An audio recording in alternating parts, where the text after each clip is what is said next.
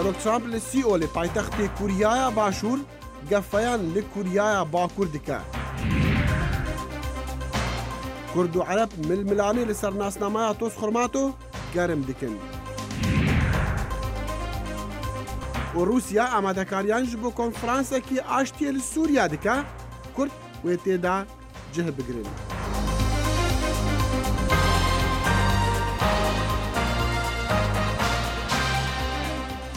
سڵاو ویڤێن دەمن خۆش دەگەڵ کورد کۆنەکشن. کورد کۆنەکشن لە بەشی کوردی دەنگی ئەمریکاوە ئامادە و پێشکەش دەکرێت و لە کەناڵی NRTەوە ڕاستەوخۆ پەخش دەکرێت.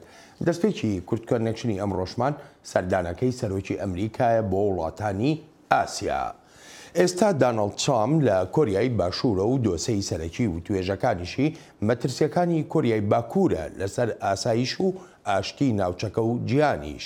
ئەمە بێلەوەی وابەستەی ئەمریکاش بۆ داکۆچیکردن لە هاوپەیمانەکانی لە ناوچەکەدا پشت ڕاست دەکاتەوە. لە ژاپۆن وێزگەی یەکەمی سەردانەکەی سەرۆکی ئەمریکا و سەرۆکوەزیری ژاپۆن هاوڕابوون لەسەر ئەوەی هەموو بژارەکان بۆ سەر و سەوداکردن لەگەڵ پیۆنگیانگدا کراون. سەرۆک داناڵد ترامپ لە کۆبنەوەکەیدا لەگەڵ سەرۆکی کۆریای باشووردا جارێکی تریش جەختی کردەوە لە هەڕەشە و مەترسیەکانی کۆریای باکوور. کێشەی کۆریای باکوور دەستپێک و ناوەڕۆکی و توێژەکانمان دەبێت و هیوادارشم شتێکی سەرکەوتوانە لەمە دەستەبەر بکەین. نەهەرەوەندە سەرۆک ترامپ کۆریای باکووری بە هەڕەشە و مەترسیەکی جیهانیش ناودێر کرد هەر بۆیە وەک دەڵێ ئەو مەترسیە پێویستی بە بڕیارێکی جیهانیە.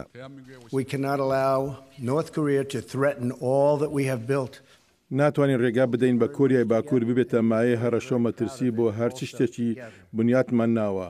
هەوپەیمانەتیمان لە هەموو کاتێک زیاتر گرنگە بۆ ئاشتی و ئاسایش لە نیمچە دوورگەی کۆریادا و لە سەرانسەری ناوچەی ئیندو پەسیفیکیشدا. کۆریای باشوور وێزگەی دووەمی سەردانە 13 ڕۆژیەکەی ترامپە بۆ وڵاتانی ئاسیا. لەگەڵەوەشدا حکوومەتەکانی ئەو وڵاتانە بە مەراسیمی تایبەتی پێشوازی لە سەرۆکی ئەمریکا دەکەن، بەڵام ئەمە نەبۆتە تەگەرەیەک لە بەردەم خەڵکی ئەو وڵاتانەدا بۆ خۆپیشاندانی ناڕەزایی دژی سەردانەکانی ترامپ. لە سیۆڵ خۆپیشاندەران و پۆلیس بە یەکیانداداوە و خۆپیشاندەران دروشمی جۆراوجۆریان بەرز کردوێتەوە لەوانە نا بۆ هاوپەیمانێتیکردن لەگەڵ ترامپدا. ئەگەرچی بڕیارە سەرۆکی ئەمریکا ڕۆژی 12 ئەم مانگە بگاتە وڵاتی فلیپین، خەڵک لەوێش لە بەردەم کۆشکی کۆماری وڵاتەکەدا دەستیان کردووە بە خۆپیشاندانی ناڕەزایی دەربڕین. هاوکاتی سەردانەکەشی بۆ ژاپۆن سەرۆک ترامپ ئاگاهیدا بە پیۆنگیانگ لەسەر ئەو تاقیکردنەوە ناوچانەی دەیکات و داکۆکیشی لە هەڵوێستەکانی خۆی کرد. The era of strategic patience is over. سەروەختی پشو درێژی استراتیژی تەواو بوو. هەندێک کەس دەڵێن وتارەکانم توندن، بەڵام سەیرکە چی ڕوویدا پاش 25 ساڵی وتاری لاواز. سەرۆکوەزیری ژاپۆن جەخت دەکاتەوە لەوەی دیالۆگ لەگەڵ پیۆنگیانگدا هیچ مانایەکی نامێنێت ئەگەر بێت و هەر لە پێناو دیالۆگدا بێ. وەلو بڕواایشدایە کاتی ئەوەیە بەرزترین ئاستی فشار بخرێتە سەر کۆریای باکوور. پێکەوە لەگەڵ سەرۆک ترامپش ڕاستمان کردوێتەوە لە 100% هاوڕاین لەسەر دۆسەی کۆریای باکوور. ژاپۆن و ئەمریکا پێکەوە کار دەکەن لەگەڵ وڵاتانی تردا وەکو چین و رووسیا بۆ زیاترکردنی فشارەکانی کۆمەڵگەی نێونەتەوەیی لەسەر کۆریای باکوور. کاربەدەستانی ئەمریکا ڕایانگەیاندووە لە چەند ڕۆژی داهاتوودا 3 کەشتی فڕۆکە هەڵگر لە ئۆقیانوسی پەسفیک مانۆڕێکی لەشکری دەکەن. هاوکات چین داوای پشو درێژی دەکات. لەو بڕواایەداین لە ئێستادا ڕەوشەکە لە نیمچە دوورگەی کۆریادا ئاڵۆز و گرژیشە. پێویستە هەموو لایەنەکان پشو درێژ بن و دوور بکەونەوە لەوەی یەکتر تووڕە بکەن. پێویستە خۆیان تەرخان بکەن بۆ هێورکردنەوەی ڕەوشەکە لە نیمچە دوورگەی کۆریادا و هەوڵی ئەرێنی بدرێت تا دۆسیەی ناوکی کۆریای باکوور بە زوویی بکەوێتەوە سەر ڕێڕەوی خۆی بۆ چارەسەرکردن لە ڕێی وتوێژەوە. لەگەڵ ئەم هەموو ئاگاهیدانانەدا کۆریای باکوور دەڵێت ڕەوشی نیمچە دوورگەی کۆریاوەها دەکات پیۆنگیانگ سیستمی چەکی ناوچی خۆی تۆکمە بکات و دەشڵێت بە ئەمریکا پێشبینی هیچ گۆڕانکاریەک لە هەڵوێستی کۆریای باکووردا نەکات. لە ویلایەتە تەکساسیا ئەمریکی جیواکێن سەدەرلاند سپرینگ سۆز و هەف دەگرن ji بۆ ku بێنە سەرخوا پشتی کوشتنا 26 خەڵکێوان و بریندارکردنا پتر ji bîstên dî di teqirnekê di kenîseyekê de tawanbarê wê êrişî arîşên berî hebûne û fermandarê Texas dibêje ew xirabtirîn komkujî bû di dîroka ostanê Texas de. تمن قربانیان کمکجیا کنیسا ساوثرلند سپرینگز یا ولایت تکساس دناوبر 18 هیوی حتی 77 سالیه بون که 26 کس هاتن کشتن و 20 دی بریندار بون. هیرشکری کنیسه دیوین کلی جیمر لی حتی نهاد چه اگر و هاندر بو کرداراوی نهاتی ندیدن. کار بدست دبیجن اوی دست به تقیل دربی کنیسا فرس بابتیز کر و بردوان بو حتی چوی دناف آواهیا کنیسه دا. فرماندار ولایت تکساس دبیجت او مزنترین تراجیدیه د دیروکا ولایت تکساس دا. ام سردریه دگل کمکجیا هری مزن د دیروکا ولایت تکساس دکن زور مالباتان اندامین خیزان خوژ دستاندان دایکو باو خوشکو برا هلبته اف تراجیدیه که مزن لی کنیسه که چیبو گبخواه پرستگه. پرسا دم دریجا کنترول کردنا چکی دناف اوفیسن هر بلندن امریکا دیتا بحث کرن. کوماری دجی هر پنگا وکینا بو کنترول کردنا چکی لگور دستور ولاتی. سروک امریکا دونالد ترامپ لژاپون بو لدما کمکجیا تکساس چه بوی اوی گوت اول نه پرسا کنترول کردنا چکیه لی اوه کشکا درونیه. از باوردکم کو آلوزیال ویره گریدایی بنخوشین درونی وهیه. اول لگور راپورتن دست پیکی اوی کسی بو دمک دریش کشه هبون. مزور کشه نخوشین درونی هنوه که هر ولاته که دی لی اوه پیوندی به پرسا چکان و نبو. دگل هر کمکجیه که لامریکا گرژیا لسر کنترول کردنا چکی دبته بابت مشتومریا کنگرسی. سروک بری امریکا باراک اوباما و دموکرات بگشتی زور حول ددن چاره سریه که با کنترول کردنا چکی پیدا بکن و رخنکا تند لبروانیا کوماریان دگرن. از به بیرو که رد که مواد بیجید هشتا زوا کارک بهتا کرن. اره کنگی دمه کم کرن و بکار آنینا چکن اتوماتیک بهتا قدقه کرن. حتی کنگی امه چاوره بکن. کوماری دبیجن دجواکه که آزاد و وکری دا نفسانه پرسا کنترول کرنا چکی بهتا چاره سر کرن. من گوه خدا دا خویانیا تون دا حوالا مج نیویورکی که دبیجتن کارکی بکن. از باوردکم دوی اف بویرا تراژدی روم بیت و انجام لکلنی آشکرابن. اول دورا لگور دستور قانون ولاتی تماشا بکن که دشین چه بکن. هیرشکری کنیسا ولایت تکساس دیوین کلی 26 سالی لسال 2010 تبلی هیزن آسمانیان امریکا بو. لسال 2012 به تاوانا تندوتیجیان دگل هفجین و زاروک خو لدادگاه لشکری به 12 ماهان زندانی و کم کرنا پلاوی یا لشکری هاته جزا کرن. خلک باجر ساوثرلند سپرینگز لهفدن و سر خوشی لیک دو دکن و دبیجن دیار کست وی ولاتی دا نپارستیه. من چه بیف نینن. اول رنگه لباجار مزن وکو نیویورک چه بد. کس نپارستیه. سروک امریکا دونالد ترامپ بهی حتی روژا پیشنبه را گهاند و بریاردا آلاین امریکا لسرانسری ولاتی بین نظم کرن وکو ریزگرتن بو قربانیان. خالد فتاح دنگ امریکا. کاتێک سەرۆک داناڵد ترامپ داوای لە کۆنگرێس کرد بەرنامەی تیرروپشکی فیزا هەڵبۆشێنێتەوە پاش هێرشە تێرۆرکاریەکەی ڕۆژی سێشەمە لە شاری نیویۆرک ڕوویدا ئەمە بووە مایی سەرسوڕمانێکی زۆر لە وڵاتانەی وەهاسەیری ئەو بەرنامەیە دەکەن کە بە دەواازەیەکی کراوە بۆ گەیشتن بە ئەمریکا ناودێری دەکەن. ئێستاش پرسیارەکە ئەوەیە ئایا ئەو بەرنامەی تیرروپشکەی ڤیزا وەرگرتن کۆتایی پێدەهێنرێ لە کاتێکدا هەر ئێستا بەرنووسێکی نوێ لە سیناتی ئەمریکادایە سەبارەت بە ریفۆرم لە دۆسیەی کۆچبەراندا. سەرۆک ترامپ پرۆگرامی ویزای لۆتەری بە کارەساتێک بۆ وڵات ناودەنێت. ئەو پرۆگرامە لەسەر بنچینی لێوەشایی ڤیزا نادات، بەڵکو لەبەر ئەوەی ساڵانە بە هەرەمێکی هەڵدەبژێریت و ئەو کەسانەی ڤیزاکە وەرەگرن کەسانی هەرە باش بۆ ئەو وڵاتە نین. کاربەدەستێکی کۆشکی سپی بەدەنجی ئەمریکای گوت کە کۆتای پێێنان بەو پرۆگرامە بەشێک لە بنچینەکانی چاکسازی کۆچبەریە کە کۆشکی سپی پێشکەشی کۆنگرێسی کردووە. یاسای چاکسازی کۆچبەری ئەمریکی بۆ کارپێدانی باش بە پشتیوانی دوو سناتۆری کۆماری لە مانجی دوێ ئەمساڵەوە دەمەتەقەی لەسەر دەکرێت و ڕەنگە نوێ بکرێتەوە. پرۆژە یاسای لەو چەشنە لە سپتامبر پێشکەشی ئەنجومەنی نوێنەران کراوە.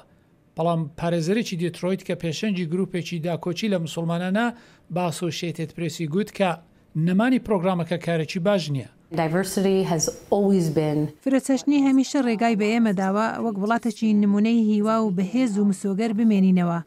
هەر داوایەکی سیاسی بێت یاننا کە بەڕاستی ئەو دەرگایە و بڵێسێ ئەو فرەچەشنیە بۆ جیهاندا بخات ئەوە گرفت ساز دەکات. پرۆگرامی ڤیزای لۆتەری هیچ هەڕەشەیەک بۆ جۆرەکانی تری کۆچبەری نییە و پارێزرێکی تریش ئەو ڕایە هەیە. ڕەوانیە هێرشی تۆریستی ئەم دواییە بۆ زەبرلێدان لەو پرۆگرامە کەڵک وەربگرێت چونکە ئەوان وەک کەسانی تر پرۆسەی لە بەرچاوگرنی ئاسایش تێپەڕ دەکەن. کۆمارەکان دەڵێن ئەوان لە ساڵی نوێدا بەرنووسێکی کۆچبەری ڕێک دەخەن. ئەوەش چەندین هۆکاری هەن وەک لایەنی سیاسی واتە لێکۆڵینەوەی رووسیا و کارە گرنگەکانی تری بەڕێوەبەرایەتی. پێش هەر شتێک لە ئەو خولەدا ڕۆژی یاسایی کەم ماون و ئەو ڕۆژانەش تیش دەخرێتە سەر بابەتەکانی باج. ئەوەی ساڵی تر ئەنجام دەدەن هەڵبژاردننی نیوە دەورەیە کە بۆ هەڵبژاردننی سەرۆک نییە. پرۆگرامی ڤیزای لوتەری لە 1990 دامەزرا بۆ کەسانێکە لە ئەمریکا خانەوادایان نییە، خاوەنکارێک پشتیوانیان دەکات یان ئەوانەی پەناخوازنین و وەک لۆتەری گرین کارتیش ناسراون. پێویست بە خوێندنی دواناوەندی یان چەند ساڵ ئەزمموی کارکردنیان هەیە.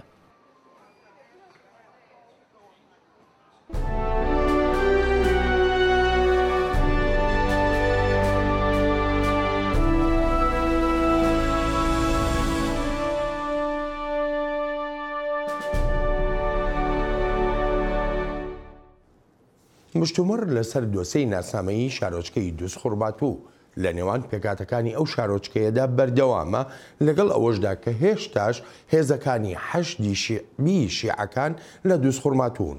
دڵشاد ئەنوەر پەیامنەری دەنگی ئەمریکا راپۆرتێکی تایبەتی بۆ کورد کۆنەکشن ئامادە کردووە. قەزای خوڕماتووی پارێزگای سەلاحەدین ئەو قەزایی کە شەڕی پێشمەرگە و هێزە شیعیەکان بۆ یەکەم جار لێوەی سەری هەڵدا لە ئێستادا کورد قەزاکەی جێهێشتووە و لە ژێر کۆنتڕۆڵی هێزەکانی حەشدی شعبیدایە، بەڵام هێشتا ململانیەکان لەسەر ئایندەی قەزاکە بەردەوامیان هەیە. بەو پێی کورد بە شارێکی کوردستانی و شیعەش بە شارێکی عێراقی ناوی دەبات. ئێستا تابعی سەلاحەدینی نێمە، جزئی محافظەی سەلاحەدین. احترام هەیە بۆ ڕەیە، قانون هەیە، دستور هەیە، محکمە اتحادی هەیە، ئەو وەختە ڕۆژیەتیە هەر کەس حەقی خۆی گیری. توڵێ کوردی دووز متەنازعە من تورکمانم ئاڵام نیە، قانون محکمە گەر نییە، دیارە لەورە معلومێ خۆیە یان خۆی نییە. قەزای خوڕماتوو لە ماوەی 2 ساڵی ڕابردوودا چەندین شەڕی خوێناوی لە نێوان کورد و شیعە تێیدا ڕوویداوە. دوجار قەزاکە کرا بە 2 بەشەوە، بەشێکی کە لە گەڕەکە کوردیەکان پێکاتبوو پێشمەرگە دەیپاراست و بەشەکەی تریشی لە ژێر کۆنتڕۆڵی هێزە شیعەکاندا بوو. بەڵام لە 16 مانگی ڕابردووەوە باڵانسەکە بەلای بەرژەوەندی هێزە شیعەکاندا گۆڕا. لە کاتێکدا پێشتر پێشمەرگە زیاتر باڵادەست بوو لە ناوچەکەدا و لە ڕۆژی 25 ئەیلولیش کورد ڕیفراندۆمی تێدا ئەنجامدا. لە ڕاستیە بەپێی دەستوری عێراقی، بەپێی خودی مادەی 140، بەپێی لێدوانی بەرپرسانی عێراقی و بەپێی وردەکاری مادەکە و پێی جوگرافیا و تاریخ و بەپێی پێکاتە هەموو ئەوانە ئیسلمیانن کە خوڕماتوو بەشێکە لە ناوچە جێناوەکان ئەوان چۆنی ئەڵێن و چۆن ئەوە هینەکەنەوە بۆ خۆیانە. ئێمە دەستور هەیە کە ئیسلمیانێ باشترین بەڵگەیەکەوە ناوچەیەکی جێناکۆکە و بۆ ئێمە داکۆچیەکەین لەوەی کە دەستور جێبەجێ بێت. ئەو کاتە خوڕماتوو کەوتە هەر لایەکە ئەکەوێ و حاڵی کەرکووک و خانەقین و شوێنەکانی ترە بەشێکە لە ناوچە جێناوەکان و ئێمە ئیشی پێەکەین بەپێی دەستور و بەپێی یاسا و بەپێی ماف و بەپێی ڕێژەی دەنگدان و قورسایی بەردەوام کاری بۆکەین. لە ئێستادا کورد هێزە شیعەکان بە سووتان و تاڵانکردن و تەقانەوەی گەڕەکە کوردیەکان تۆمەتبار دەکات. حەشدی شعبیش تۆمەتەکە ڕەت دەکاتەوە و دەڵێت ماڵە کوردەکان لە کاتی شەڕدا زیانیان بەرکەوتووە.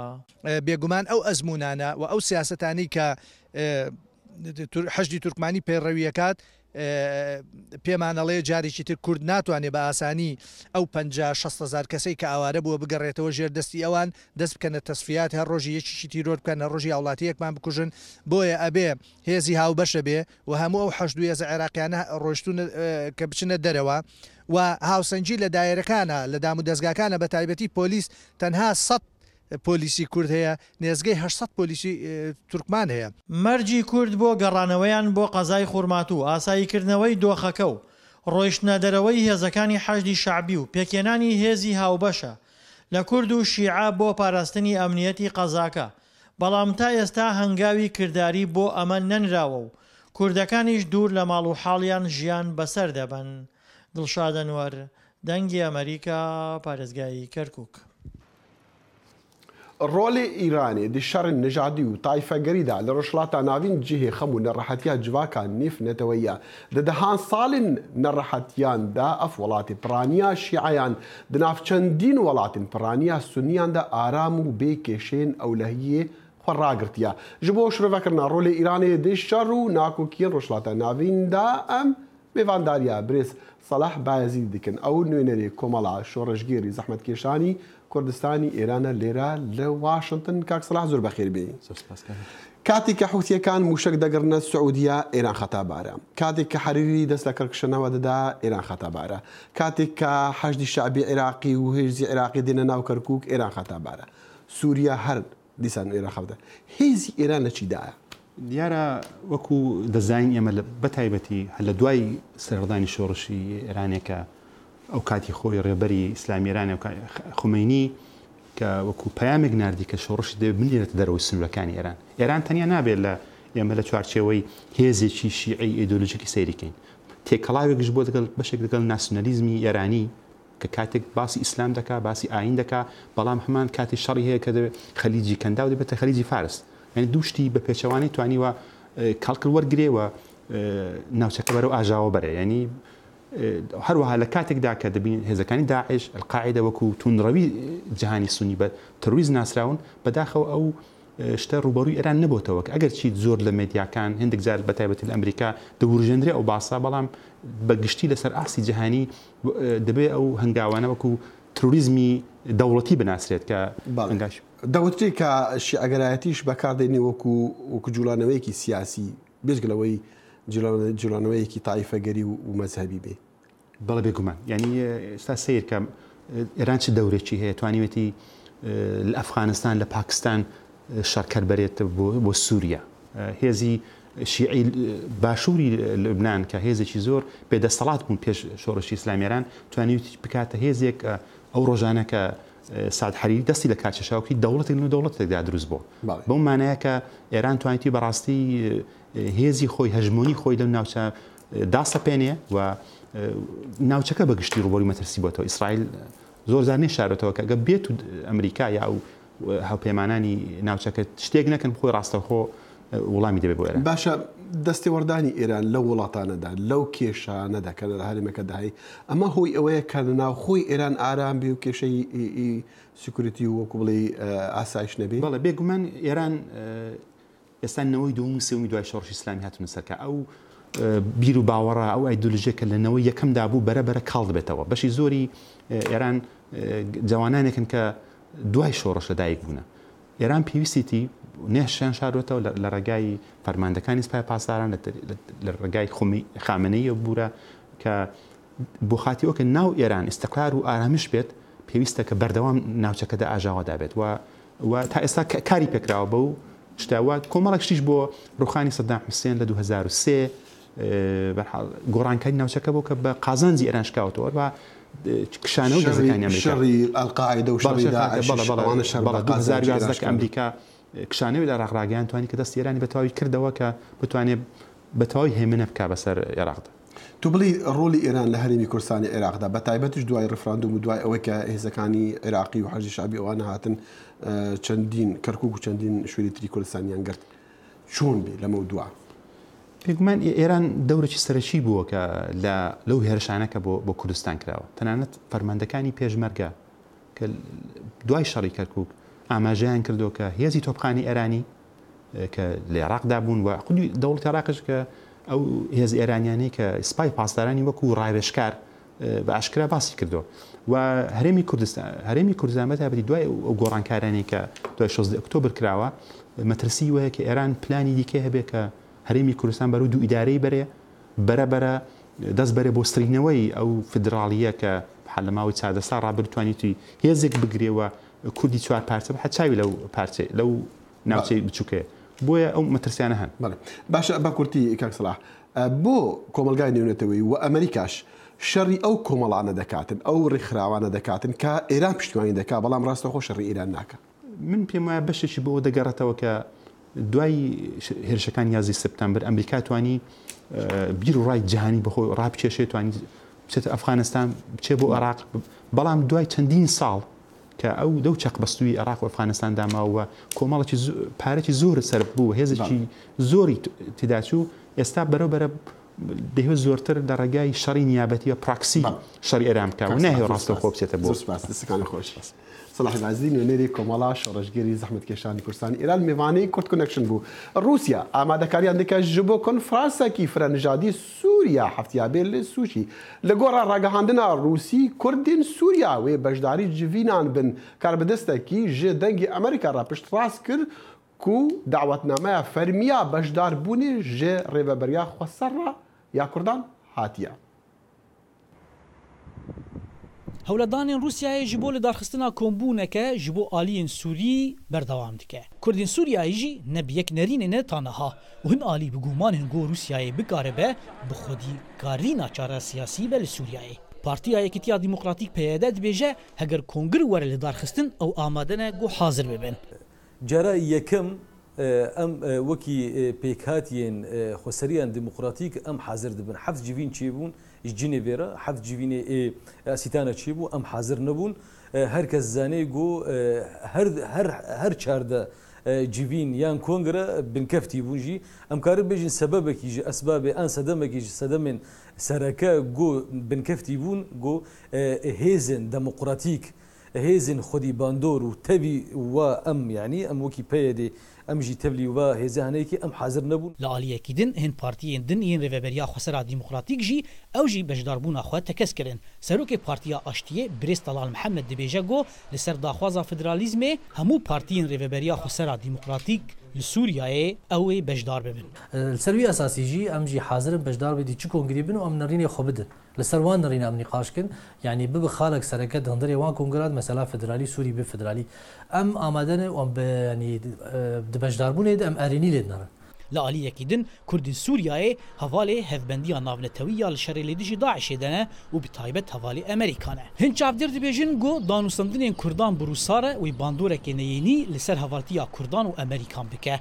چقاسي ناكوكي أم يقولوا إيه ظاهري دنا برا واشنطن وموسكو ده هنا ولكن دي نقاط أساسية دي نقاط سركة متفق براسي وأم دبيجين تنسيقكي وهفريزيكي خرط دنا برا هردو دولة ده شيء دبي وهردو جي دولة هركز جي وادس نشان كريا واجي أريني كريا واجي خدس نشان كريا جي فيينا 2015 حتى إيرو وكي هردو سبونسري أساسيين جبونا شهر سرية برسا سوري.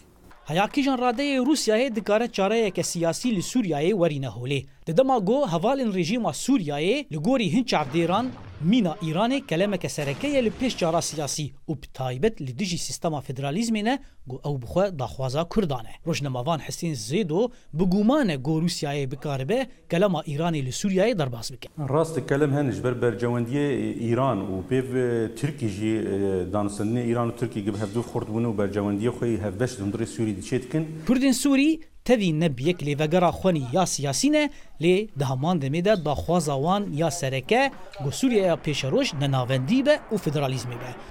Zana Umer dengê Amerîka Qamişlo. لە کۆنگرەی ئاسایی هەدەب لە شاری ئامەد بەڕێوەچووە لەم کۆنگرەیەدا شەریف جامجوو وەک سەرۆکی هەدەب لە ئامەد هەڵبژێررا. ئەندامانی هەدەب لەو پەرلەمانی تورکیا و ژمارەیەک لە سیاسەتمەداران بەشداریان لەم کۆنگرەیەدا کرد. لەیلا گولەن هاوسەرۆکی کۆنگرەی جڤاتی دیموکراتی لە کۆنگرەکەدا وتارێکی پێشکەش کردووە و سەنگی خستە سەر دەستگیرکردنی هاوسەرۆکەکانی هەدەپ و هەروەهاش سیاسەتمەدارانی کورد لەلایەن دەسەڵاتدارانی تورکیاوە وەک بە کودەتایەک دژی کورد ناودێری کرد. بۆ ماوەی زیاتر لە ساڵێکە سەلاحدین دەمیرتاش فێگەن یۆکسەک و نۆ پەرلەمانتاری هەدەپە و 71 شارەوانی کوردیش دەستگیر کراون. و هەوڵا کاتەلۆنیا ji بۆ سەرخۆبوونی ji ئیسپانیا یا کەتیە قۆناغا گدن دەگەڵ و سەرۆکێ بەرێوێ هەرێمێ خۆدا دەستی پۆلیسێ بەلچیکی پشتی ئەو ڕاڤیای برۆکسلی لە هەفتیا بۆری حکوومەتە ئیسپانیی فەرمانە گرتناوی و چەند ڕێبەرێن دیên کەتەلۆنیادا و هەفدەمێ ji navbirina hewlên vê cudabûnê li Ewropa hinek tevger ji bo سەرخۆبوونی دەردikevin hola. لەم هەفتانەی دوایەدا لە دەمێکدا لایەنگیرانی سربەخۆیی لە هەرە دوورترین گوشەی ئەوروپاوە پشتگیری خۆیان پێشاندا لە شەقامەکانی ئێدینبرە و گلاسکۆ ئاڵای سکۆتلاندا شان بەشانی ڕەنگەکانی ئاڵای کەتۆڵۆنیا دەشکایەوە. ئاخە وڵاتی باسکەکان بێت کاتەلانەکان سکۆتلاندیەکان و بگرە شوێنەکانی تر وەکو فەڵەستین و کوردستان هەموو ئەو مافەیان هەیە کە وەکو وڵات بوونیان هەبێت. سکۆتلاند لە ساڵی 2014 ڕەفراندۆمی ئەنجامدا و بریاریدا لەگەڵ بریتانیا بمێنێتەوە. کریس بامبیێری نووسەری پەرتووکی سربەخۆی کەتەلۆنیا کە بریارە بەڵاوی بێتەوە و لە ئاینگیری سربەخۆیی سکۆتلاندایە دەڵێت ئەو دەنگدانە لەلایەن حکوومەتی بریتانیاوە پەسەند کرابوو. حکوومەتی ئیسپانیا دەبوایە وانەی لەوەوە وەرگرت باە. پرسیارەکە ئەوەیە ئەگەر سەرۆکوەزیری ئیسپانیا ماریانۆ ڕۆخۆی ئەوەی بکردبایە ڕفراندۆمی دەبردەوە دید و بۆچوونێکی زۆر هەیە کە دەڵێن دەیبردەوە هەر کات دەوڵەتی ئیسپانیا بە توندی ڕوبەڕووی ئەو کێشەیە ببێتەوە هانی بەشێکی تر دەدا بۆ پشتیوانی لە سربەخۆیی. کەسانی تر دەڵێن تاقیکردنەوەی کەتەلۆنیا دەبوایە وانەیەکی فێری کەتەلۆنیا بکردوایە.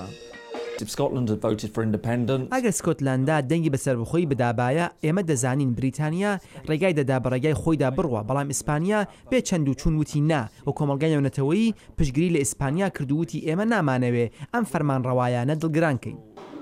بزرتنەوەکانی جیاببوونەوە لە سەرانسەری ئەوروپادا دەڕوانە سەرنوشتی کەتەلۆنیا دوو لە هەرە دەوڵەمەندترین ناوچەکانی ئیتالیا لە مانگی ڕابردوو لە ڕۆفراندومێکدا دەنگیان بۆ ئۆتۆنۆمیەکی زۆرتر لە ڕۆمادا. لە بەلژیکا گرژیەکان لە نیوان ئەوانەی لە باکوور فلامی قسە دەکەن و ئەوانەی لە باشوور فەرەنساوی قسە دەکەن هەڕەشە لە یەکێتی نیشتمانی دەکات. زۆر لە بزوتنەوەکان لە سەرەتادا زۆر خۆشحاڵ بوون لەبارەی ئەوەی کەتەلۆنیا دەیکرد بەڵام هەر لەو کاتە زۆریان زۆر سارد بوونەتەوە تۆ دەزانی دەتوانن داوای سربەخۆیی بکەن بەڵام ئەگەر بێت و پشتگیری نێونەتەوەی بەدەستنەهێنن شیانی نییە. یەکێتی ئەوروپا بەچوندی لەگەڵ مەدرید ڕاوەستا. ڕەخنەگەران دەڵێن مێژوو پێشان دەدات یەکێتی ئەوروپا دەبێ هاوسوستر بێت لەگەڵ ئەو دانیشتوانەی بەدوای خۆ بەڕێوەبردندان. یەکێتی ئەوروپا دەبێ بڕوانێتە دواوە بۆ ساڵی 1970 لەو کاتەدا کە یەکێتی سۆڤێت ڕووخا وڵاتانی باڵتیک و ئەوانەی تر ئاشتیانە سربەخۆییان بەدەستێنا. کێرێلنسی دەڵێ هەردوو کەتەلۆنیا و سکۆتلاندیا بە هەڵا وەکو وڵاتانی سربەخۆ خۆیان لە یەکێتی ئەوروپادا داکوتا. یەکێتی ئەوروپا ئەو دەسەڵاتەی نییە دان بە وڵاتاندا بنێت بەڵکو وڵاتی ئەندامە بگرە هەر شتێکی تر ئیسپانیا دەتوانێت ڤیتۆی بکات. لێکۆڵەران دەڵێن بێژگەلەوەی یەکێتی ئەوروپا بە دوای خۆلادانە لە جیابوونەوە لە کاتێکدا لەگەڵ تەنگەژەی برێکست و کۆچبەراندا تێدەکۆشید. جانە دیلان بەشی کوردی دەنگی ئەمریکا.